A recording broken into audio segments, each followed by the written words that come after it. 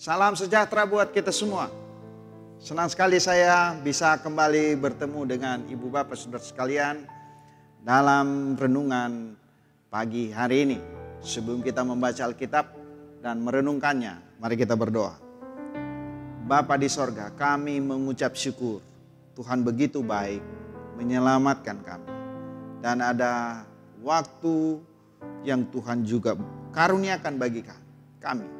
Kami hendak membaca firman-Mu, merenungkannya sebagai pedoman hidup kami dalam menjalani hidup di muka bumi ini. Kami mohon Bapa berfirman kepada kami. Ya Roh Kudus, berfirmanlah melalui pembacaan dan perenungan firman Tuhan. Dalam nama Yesus Kristus. Amin. Pembacaan Alkitab kita hari ini, Amsal 14 ayat 31. Amsal 14 ayat 31. Demikian firman Tuhan. Siapa menindas orang yang lemah, menghina penciptanya. Tetapi siapa menaruh belas kasihan kepada orang miskin, memuliakan dia. Tema renungan kita ialah menaruh belas kasihan. Saudara-saudara, seorang yang sakit kusta datang kepada Yesus dan sambil berlutut di hadapannya, ia memohon bantuannya. Katanya, "Kalau engkau mau, engkau dapat mentahirkan aku." Maka tergeraklah hatinya oleh belas kasihan. Lalu ia mengulurkan tangannya, menjamah orang itu dan berkata kepadanya, "Aku mau, jadilah engkau tahir." Bapak Ibu bisa membaca di Markus pasalnya yang pertama ayat 40 hingga ayat 41. Apa yang kemudian terjadi dengan orang kusta itu? Pada ayat 42, dia mengalami kesembuhan dari penyakit kusta atau dia terjadi pentahiran. Dasar Yesus menyembuhkan orang kusta itu terlihat sekali pada ayat 41. Yaitu tergeraklah hatinya oleh belas kasihan.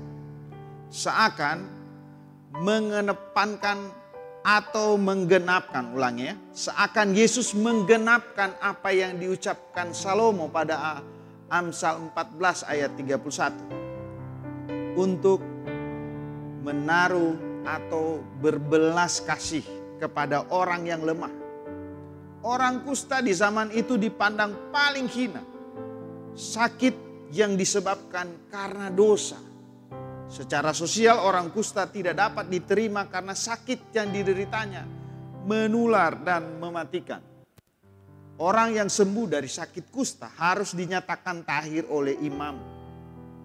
Yesus bertindak dengan mengulurkan tangannya, menjamah orang kusta ini. Lalu dia berkata kepada orang kusta itu, dengan kata lain saudara-saudara, Tuhan Yesus tidak hanya tergerak hatinya, tetapi juga bertindak. Sehingga menyembuhkan dan memulihkan. Sembuh atau pulih secara fisik. Sembuh dari sosial. Pulih dia secara sosial. Dan sembuh atau pulih secara rohani. Tahir dari dosa. Dia memiliki pengharapan keselamatan. Jadi tindakan Yesus akan menghidupkan kembali makna dari Amsal. Dan mengingatkan kita untuk menaruh belas kasihan kepada orang-orang yang sangat membutuhkan pertolongan. Dan sekaligus bertindak menolong mereka. Sudahkah kita merasa berbelas kasih kepada mereka yang butuh pertolongan dan bertindak menolong mereka? Ku diberi belas kasihan. Kidung Jemaat 39. Kita memuji Tuhan.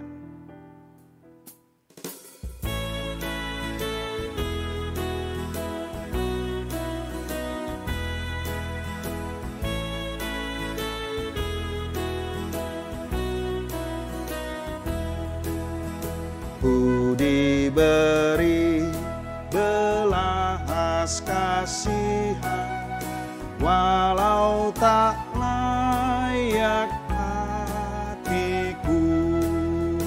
Adikku, aku kini heran, Tuhan besarlah rahmat-Mu.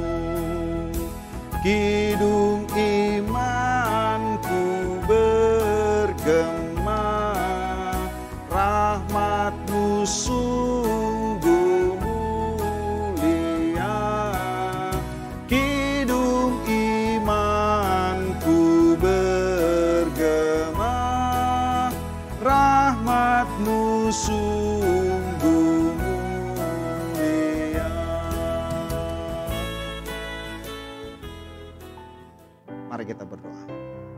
Terima kasih Bapa atas belas kasihan-Mu kepada kami manusia yang berdosa, menyelamatkan kami manusia yang sungguh amat berdosa. Dan kami diingatkan melalui kesembuhan orang yang berpenyakit kusta. Karena belas kasih-Mu Bapa, sehingga dia dapat mengalami kasih-Mu, pulih semuanya, bahkan terjamin keselamatannya. Mengingatkan kami untuk berbelas kasih dan menolong dengan tindakan nyata buat sesama yang membutuhkan pertolongan. Dalam nama Yesus, amin. Haleluya, ku mau bersorak bagimu, sukacita surga nyata.